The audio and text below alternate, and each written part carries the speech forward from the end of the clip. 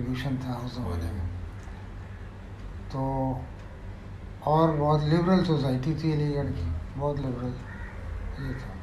तो अलीगढ़ के बाद जब आपका दिल्ली आना हुआ तो आपने पत्रकारिता की शुरुआत करी, तो वो उस पत्रकारिता में काम करने का सिलसिला कैसे बना? और देखिए, अलीगढ़ से जब मैंने एमए कर रहा था मैं, तो लोगों ने ये कहा था और समझाया भी था कि भाई आप अलीगढ़ में पीएचडी करते हुए रुक जाइए, आप कहीं ना जाइए, और धीरे धीरे डिपार्टमेंट में ही एडजस्ट हो जाएंगे। होता यही है, जहाँ आप रुक गए वहाँ रास्ता बन जाता है, क्लेम भी हो जाता है, अरे साहब हम इतने साल से पीएचडी कर रहे हैं, अब जो पोस्ट आएगी तो हमारा क्लेम होता है। लेकिन मुझे ये लगता था कि ज़िंदगी में अगर कुछ नया करना है तो जहाँ पढ़े वहीं नौकरी कर ली, वहीं रह गए, वहीं ज़िंदगी गुजार दी, तो ये शायद अच्छा ना हो। तो इसलिए मैंने कहा कि मैं, और फिर ये कि टीचिंग का काम मुझे लगता था कि बड़ा रूटीन काम होता है। एक सिलेबस है वो आप बरसों पढ़ा रहे हैं, एक किताब है वो आप बरसों पढ़ा रहे हैं, तो आदमी बोर हो जाए इतना पढ़ाते, मतलब एक चीज़ पढ़ाते पढ़ाते। तो मुझे ये लगता था कि कुछ काम ऐसा होना चाहिए जो चैलेंजिंग काम हो। अच्छा, ये दिमाग क्यों बना था?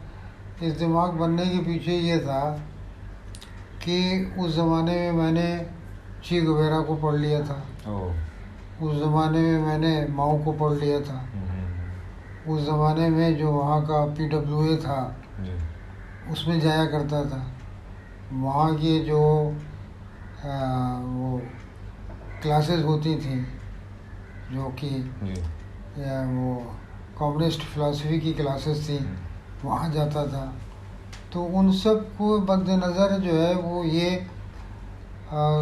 मिजाज बन गया कि भाई कोई बड़ा अच्छा काम करना चाहिए, मुश्किल काम करना चाहिए, सीधी सादी ज़िंदगी गुजारना तो बहुत गलत बात है। तो इसलिए मैं आ गया, और उस ज़माने में लिटरेचर हिंदी में एमए किए हुए के लिए जो सबसे ज़्यादा एडवेंचरस काम हो सकता था वो यही था, पत्रकारिता, जर्नलिज़्म। तो वो मैंने दिल्ली में शुरू किया, और दिल्ली जब आया तो यहाँ किसी को नहीं जानता था, एक आदमी को नहीं जानता था, लेकिन फिर धीरे धीरे काम शुरू हुआ। यानी आपको ऐसा लगा कि किसी बड़े सामाजिक बदलाव का अगर हिस्सा बनना है या उसकी शुरुआत का हिस्सा बनना है या वो मौके बनाने हैं या तलाश करने हैं वो मौके बदलाव के, तो उसके लिए मास मीडिया ज़्यादा बेहतर ऑप्शन है। हाँ, बिल्कुल। तो ये कितने साल आपने इस पत्रकारिता? तकरीबन 1.5-2 साल किया मैंने, 1.5-2 साल किया। उसके बाद फिर नौकरी मिल गई जामिया में। अच्छा, पत्रकारिता में उस ज़माने में ये था कि अखबार कम थे, जॉब कम थी, और चूँकि वो एक तरह का पूरा प्राइवेट सेक्टर था तो उसमें वो दूसरे दबाव थे, इस तरह के लोगों को लेंगे, इनको नहीं लेंगे, इनको लेंगे, इनको नहीं लेंगे। तो उसमें लग गया था कि पत्रकारिता में नौकरी मिलना बड़ा मुश्किल है, क्योंकि नौकरी मिलने के जो क्राइटेरिया हैं वो बिल्कुल अलग है, दूसरे हैं। तो इसलिए फिर जामिया की नौकरी ज्वाइन की। और ये बात है 1972 में, 71। हाँ। तो सर आप जब जामिया मिलिया में आए, जब आपने ज्वाइन किया, उस टाइम जामिया का माहौल क्या था और हिंदी डिपार्टमेंट का क्या? देखिए, ऐसा है कि जामिया के उस ज़माने में बड़ा ट्रांजिशन पीरियड से जामिया गुजर रही थी। आपको मालूम है कि अंग्रेज़ों के ज़माने में जामिया रिकग्नाइज्ड इंस्टीट्यूशन नहीं था। ब्रिटिश पीरियड में इसकी डिग्री जो है वो मान्य नहीं थी, है ना, और एंटी ब्रिटिश इंस्टीट्यूशन माना जाता था। जामिया की डिग्रियां सिर्फ मान्य थी जर्मनी में। अच्छा। तो यहाँ से बीए करने के बाद सीधे जाके जर्मनी में लोग पढ़ते थे।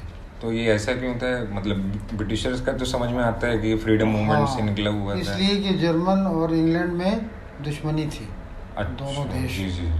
है ना, यूरोप की पॉलिटिक्स। तो डॉक्टर जाकिर हुसैन ने जामिया से बीए करने के बाद तो पीएचडी वहीं से की थी, जर्मनी से। तो आज़ादी जब मिल गई तो ये हुआ कि अब जामिया का क्या स्टेटस हो, क्या अभी भी वो एक इंडिपेंडेंट यूनिवर्सिटी बनी रहे या वो सरकारी हो जाए। तो दो ग्रुप बन गए थे जामिया में। एक ग्रुप ये कहता था कि हम अपनी आज़ादी को बरकरार रखेंगे। तो आज़ादी बरकरार रखने का मतलब ये कि पैसा नहीं होगा, तकलीफ़ उठानी पड़ेगी, तनख्वाहें नहीं मिलेंगी, भुखमरी रहेगी, जो पहले होता था। और गवर्नमेंट से एफिलिएट हो जाएंगे तो हमको बहुत ज़बरदस्त एड मिलेगी, बड़ा पैसा मिलेगा, तनख्वाहें बड़ी हो जाएंगी। ये दो ग्रुप थे, उनके बीच में ये डिबेट थी। तो फाइनली वो ग्रुप जो है वो हावी हो गया, जो ये कहता था कि अब तो आज़ादी मिल गई, गवर्नमेंट हमारी है, सरकार हमारी है, नेहरू प्राइम मिनिस्टर हैं, जो जामिया को बहुत अच्छी तरह जानते हैं, जामिया आते भी रहते हैं, नेहरू, गांधी वगैरह वगैरह। तो अब कोई मुज़ायका नहीं है, अब आप ज्वाइन कर लीजिए गवर्नमेंट को और रिकग्नाइज यूनिवर्सिटी बन जाइए, पैसा मिलेगा तो आपको रिकग्नाइज हो जाइए। तो ये द्वंद्व चल रहा था। इसकी वजह से क्या था कि जो प्रोग्रेस थी या जो डायरेक्शन था वो मिल नहीं रहा था जामिया को। और वाइस चांसलर जो थे वो प्रोफेसर मुजीब थे, तो वो उस ज़माने में काफ़ी एज थी उनकी, तो वो नए और पुराने के बीच में कोई संतुलन बन नहीं पा रहा था। तो जामिया में वो एक एनार्की का टाइम था। तो उस एनार्की के टाइम में मैं आया कि जामिया जब एक कॉलेज से यूनिवर्सिटी शेप में आ रही थी, डिपार्टमेंट अलग हो रहे थे, फैकल्टियाँ बन रही थी, ये हो रहा था, वो हो रहा था। तो ये वो दौर था। स्टूडेंट इंटरेस्ट भी उस ज़माने में काफ़ी होते थे, उस ज़माने में प्रॉब्लम भी बहुत थी। तो ये था वो पीरियड। फिर बाद में तकरीबन कोई 5-7 साल के बाद फिर वो इस्टेब्लिश हो गया, ठीक हो गया, ये था। तो इसमें जो इमरजेंसी का जो दौर आया, तो उस इमरजेंसी के दौर से भी कुछ प्रभावित हुआ यूनिवर्सिटी का कामकाज या माहौल? इमरजेंसी में हमारे यहाँ से पता जामिया से तो शायद कोई गिरफ्तार वगैरह नहीं हुआ, है ना। लेकिन ये ज़रूर हुआ कि एक हमारे दोस्त थे शिकागो में, सीएम नईम साहब, उर्दू के बड़े नामी प्रोफेसर, उनकी एक किताब छपी थी, हम लोगों ने छपवाई थी, उनकी कहानियों का कलेक्शन 5+1 के नाम से। तो ये शिकागो में पढ़ाते थे उर्दू। तो वहाँ इन्होंने इमरजेंसी की बड़ी मुखालफत की थी अमेरिका में। तो यहाँ इंडिया में इनके ख़िलाफ़ इंक्वायरी हो गई थी। तो ये 5+1 के चक्कर में मुझे भी आईबी वालों ने परेशान किया था। अच्छा। लेकिन वो एक छोटा सा पीरियड था, वो निकल गया था। और इमरजेंसी का ऐसा कोई ख़ास, ये ज़रूर था लोग चुप हो गए थे, बोलते नहीं थे, फला करते थे, तो और कोई असर नहीं था। और सर, जब मोरारजी देसाई प्राइम मिनिस्टर हुए तो उस ज़माने में आपको एक अवार्ड मिला था, वो क्या था? एक संस्कृति प्रतिष्ठान है जी, जो कि एक ओपी जैन है, उन्होंने बनाया था। तो उनका ये कहना था उस ज़माने में कि अवार्ड हमेशा बड़े सीनियर लोगों को मिलता है, जो 60 से ऊपर के लोग हो गए हैं, तो वो नौजवानों को मिलना चाहिए ताकि नौजवानों में इंकरेजमेंट हो उनका। तो उनका ये आइडिया था कि 30 साल से कम के जो राइटर हैं, पोइट हैं, म्यूज़िशियन हैं, जर्नलिस्ट हैं, सिंगर हैं, इनको अवार्ड दिया जाए। तो उसमें पहला अवार्ड जो संस्कृति का है लिटरेचर के लिए, वो मुझे दिया गया था। तो मोरारजी देसाई ने दिया था। और मुझे अभी भी याद है कि मोरारजी देसाई की उम्र उस ज़माने में मेरा ख़्याल से 70 के ऊपर रही होगी, लेकिन उन्होंने जो हाथ में लाया तो उनका हाथ इतना सख्त था और इतना भारी था कि लगता था कि किसी बहुत ही जवान आदमी का हाथ है। अच्छा, है ना, पता नहीं क्यों, कैसे, है ना, लेकिन उतना मुझे याद है कि भाई ये था। तो वो मोरारजी का वो किस्सा है। नाटकों का लेखन इसके ये तो चल ही रहा था, फिर इसी बीच में हमने देखा कि एक गज़ल पे डॉक्यूमेंट्री बनाई है आपने, वो उसका आइडिया कैसे आया और कैसे अंजाम पहुंचा? देखिए ऐसा है कि शायद ये बात होगी 1973 या 4 की। हमारे दोस्त मुजफ्फर अली, वो फिल्म मेकर मुजफ्फर अली, हाँ जी ये यहाँ एयर इंडिया में पब्लिसिटी मैनेजर थे। जी दिल्ली ये आए और इन्होंने कहा मुझसे कि मैं एक फिल्म बनाना चाहता हूँ। तो उस ज़माने में इस तरह की न्यू वेव सिनेमा का बड़ा ज़ोर था, बहुत ज़ोर था। तो वो इन्होंने गमन फिल्म जो है उसकी बात की, और गमन फिल्म का इन्होंने जो नाम सोचा था तो अपना गांव कितनी दूर, अपना गांव कितनी दूर। तो मैंने इनसे कहा कि इसका नाम गमन रखो। तो ये वो मौका था कि जब फिल्मों से थोड़ा सा इंट्रोड्यूस हुआ मैं जी। और एक दिल्ली में हुआ करते थे अमृत नाहटा, एमपी थे, इन्होंने एक फिल्म बनाई थी किस्सा कुर्सी का। अच्छा, अपने ज़माने की बड़ी चर्चित फिल्म थी, किस्सा कुर्सी का, पॉलिटिकल फिल्म थी। तो उन्होंने भी मुझसे कहा था लिखने के लिए। तो ये सब काम करते हुए तो मीडियम से एक फैसिनेशन होता है। तो उस फैसिनेशन के चलते मैंने ये सोचा कि कोई ऐसा काम किया जाए जो एकेडमिक काम भी हो, सीरियस काम हो, अच्छा हो, और उसमें ऑडियो विजुअल का इस्तेमाल हो। तो गज़ल के इतिहास के ऊपर ये फिल्म जो है सोची गई, बनाई गई। और इसमें जो है वो कोई एक्टर नहीं है, कोई एक्टिंग नहीं है। इसमें जो मिनिएचर्स हैं, जो नेचर है, उसको मिला करके वो इफ़ेक्ट पैदा किया गया है पोइट्री वाला, है ना। तो ये 84-85 में ये इसको रिलीज़ किया, इसका शो रखा।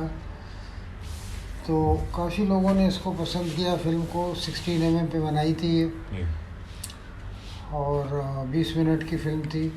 उस्ताद हफीज़ अहमद ख़ान से म्यूज़िक करवाई थी इसकी, गाया भी था उन्होंने, गज़ल गाई थी इन्होंने। तो ये था पूरा सिलसिला। तो ये एक अच्छा, अब देखिए कि एक बड़ी अजीब सी कमी है मेरे अंदर, कुछ मानों में अभी भी है। वो ये कि जब काम पूरा हो जाता है तो मेरा इंटरेस्ट ख़त्म हो जाता है। तो अब बताइए कि 2-3 साल की मेहनत के बाद वो जो फिल्म बनी थी उसका अब कोई रिकॉर्ड मेरे पास नहीं है। अच्छा, तो वो है ही नहीं अभी? कोई रिकॉर्ड नहीं है किसी किस्म का। वो लापरवाही से वो कोई रिकॉर्ड नहीं। तो किसी आर्काइव्स में भी दूरदर्शन वगैरह के उसमें नहीं है? वो अगर होगी तो संगीत नाटक एकेडमी के कलेक्शन में थी वो। अच्छा अच्छा, शायद हो वहाँ। लेकिन वो भी कहते हैं अब कि बड़ी पुरानी चीज़ों को हमने डिस्कार्ड कर दिया। एड लैब में शूट हुई थी, एड लैब में प्रोसेस हुई थी। तो वो भी कह रहे हैं कि एड लैब शिफ्ट हो गई, कहाँ से कहाँ चली गई। तो वो भी अब नहीं है रिकॉर्ड कोई उसका, और मेरे पास तो नहीं है। सिर्फ उसका म्यूज़िक का ट्रैक है, वो अब बचा है और कुछ नहीं। तो वो फिल्म अब कहीं नहीं मिलती। ये ज़रूर सोचा कि वो फिल्म फिर से बनाई जा सकती है। वो उस्ताद ने वो देवीनंदन पांडे से वॉइस ओवर कराया था। अच्छा अच्छा। तो वो बहुत ही लेजेंडरी आदमी थे। प्रसार भारती में थे वो ऑल इंडिया रेडियो में अनाउंसर थे, all India radio news reader थे। अच्छा। तो उनसे कराया था वॉइस ओवर, बहुत अच्छी, मतलब अच्छा काम हो गया था। खैर, तो ये था मामला। और मुझे अगर सही जानकारी है तो गज़ल के ऊपर उससे पहले ऐसा कोई ऑडियो विजुअल काम नहीं हुआ था? कोई नहीं हुआ, उसके बाद बहुत हुए। तो ये तो बड़ा रिमार्केबल काम था सर, मतलब ये तो आना चाहिए लोगों के सामने। बस ऐसे ही है। तो सर एक हिंदी साहित्य में सर एक टर्म है नई कहानी। तो नई कहानी में आपका